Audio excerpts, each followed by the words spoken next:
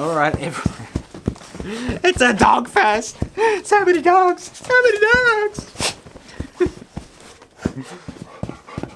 Okay, you're the psycho. You can just calm down. Are you gonna settle down? Are you gonna settle down? Jesus Christ. Come here. Jesus. Settle down. Hey guys, welcome out to another Film Learnin Vlog episode where we're answering even more of your questions. Now, you might be saying, what the hell is that on your lap? Well, this is Georgie. He just had a clip. This is my oldest dog. He's 15 years old. He only just turned 15 and I actually got him as a 21st present from my mum and dad. And he's been a stalwart of the studio since it was built. And we just got back from the vets and, well, the diagnosis wasn't great. They're pretty sure that he has a late stage cancer. He's dropped a lot of weight recently and it really wasn't until I shaved his fur that I just saw how bad it was. And I don't know how much longer he's going to be with us, so I wanted to have him on this vlog episode. So he's probably just going to sleep for most of it and the other dogs are going to clamor up any minute, but it is what it is. He's been a very good friend for a very long time. I'm 36 in a couple of weeks, so it's been 15 years. And I don't know, it's just, it's not going to be easy.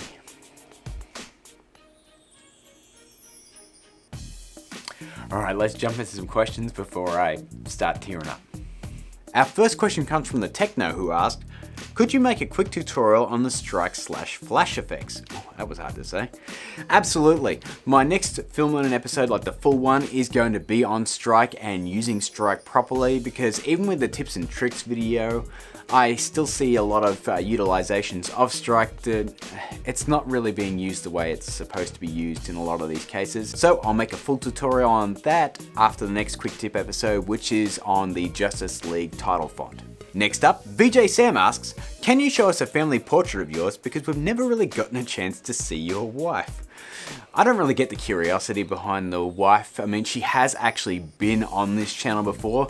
If you go way back to my Mo Diddley videos and check out the music video for Wiener, she's all over that video. I mean, it is a cartoon version of her, but it is her.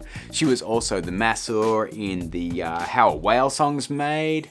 She's been in a bunch of videos, so I don't know, just check back and have a look at those. But she will probably be on the show at the 50,000 subscriber celebration, because I did promise that.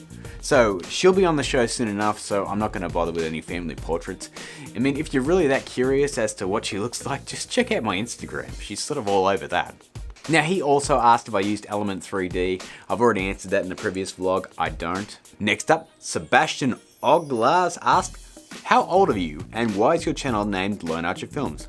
I am 35 years old and I'm turning 36 on the 23rd of October this month.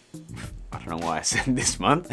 And the reason my channel is called Lone Archer Films is, long story short, my dad had a consultancy company back when I was 16 called Lone Wolf Consulting, and I was a really big fan of the movie Face Off, and the lead character's name is Sean Archer. So I stole the Lone from his Lone Wolf Consulting and the Archer from Sean Archer, which was John Travolta's name, and you got Lone Archer and just add a films on there because everybody does when they start a production company.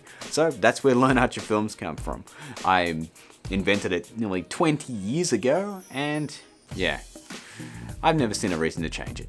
Moving on, Gotham City Studio 02 asked, it is interesting that you put out packs that you make like Strike, the Captain Cold footage, and others for free.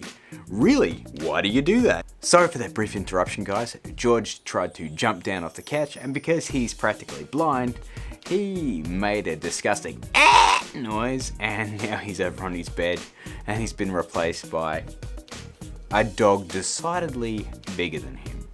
Isn't that right? Oh, you're a live wire of a personality. Anyway, I was just answering the question as to why I give these things away for free instead of charging for them. I'd kind of feel wrong if I said, oh, here's this fantastic effect that you can do yourself and you just need this pack for $20. You know, I kind of feel like a bit of a dickhead, man. And at the end of the day, I'm not investing anything more than just my time to develop these things. And I use them in my tutorials, so why not give them away for free? Besides which, without you guys, I wouldn't have the channel that I have now. So it makes perfect sense to me to give you guys this stuff for free because, hey, you can say, oh, I went to this channel and they gave me this awesome pack for free. Why don't you come and check it out? Or why don't you come and check it out? And it brings more people to my channel. And also, it makes me feel pretty good about myself to give these things to you anyway, guys. Now, having said all of that, will there be some projects that I may charge for in the future? If I invest my own money into them, sure. But at the moment, everything's free because I'm actually developing it for Film Learnin and the channel and you guys. Now, he also had a follow-up question, which was, can you spell Mozambique? Well, I don't have to because you spelt it in the comment. Swah. Next up, Underwave Lad asked, what's your favorite genre of movie, like comedy, action? Also, do you think I should wait to edit things until I'm able to get After Effects? Or try using Movie Maker and other free software? I hope to add lots of sound effects, no green screen, and other basic panning and stuff. What do you think? Okay, my favorite genre of movie. I don't really have a favorite genre per se. I mean, I like me some comedies, I like me some action. I've got pretty eclectic taste as far as movies go. I mean, if you had a look on the walls there's some real crap there, as well as some really good movies. So I don't really have a favorite genre per se. Now, as far as waiting until you get After Effects to edit things, let me just say this, do not edit things in After Effects. Get yourself a dedicated editing suite like Premiere Pro or, God forbid, Sony Vegas or any of the other editors. You can just start out on Movie Maker and just sort of learn the ropes of how to edit things. My short film Nexus, you can find that on the channel. It'll be right down near the early videos. I edited that whole thing, sound effects and all, in After Effects, and it was an absolute nightmare because After Effects isn't built for editing. It can do it, but it's really not recommended because you've just got to do layers and layers and layers and layers and layers all in one big massive comp, and it gets really complicated really quickly. So by all means, try out Movie Maker, but look to get yourself a dedicated editing suite like Premiere Pro, or just have a look around for other free software. But honestly, Premiere Pro is the bee's knees.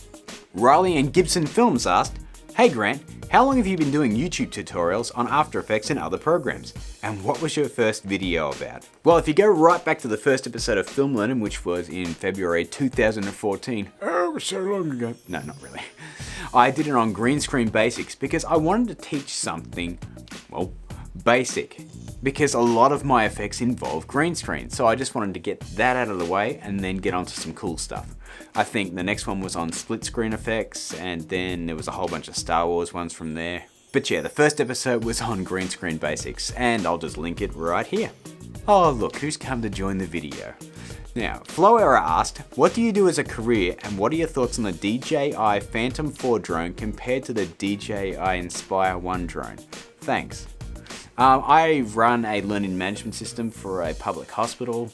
That's what I do. I produce all the e-learning content for them, as well as administer the system and the help desk. But as far as the DJI Phantom 4 drone and the DJI Inspire drone, I don't have a lot of experience with drones. My buddy over at Film Masters, Mike Frudenberg, he has a drone that I flew for like, I don't know, 5 minutes. But, be quiet. But I don't have a lot of experience with drones. I'd probably have to jump on there and check it out for myself. The only thing I've seen recently was someone talking about that new GoPro Karma, but I think it doesn't, I've been told it doesn't have that auto follow feature that would be really cool. But like I said, I don't know a lot about drones. I haven't found a need to use one yet, but maybe in the future. If Donnie will stop pouring me. Tesla Pro asked, if you were asked to get one power from these characters, Flash, Quicksilver, Superman, or Deadpool, who's the first in your list? Well, considering Flash and Quicksilver primarily have the same powers. I'm not saying that completely because, you know, Flash can throw lightning, he can travel back in time. I don't know if Quicksilver can, I don't know enough about him.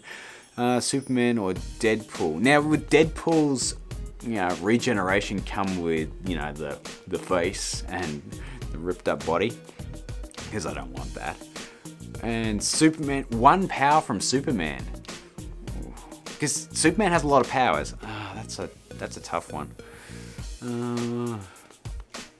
Would you stop? Let's just say Deadpool. I mean, regeneration's pretty freaking cool, and being immortal would also be cool, just as long as it doesn't come with the scrotum face. Adrian Sanchez threatens, "I see you didn't put me in your video. You will not see the last of me. My wrath is coming." Well, you're in this video, and Donnie's giving me high fives. So, does that count? High fives. High five.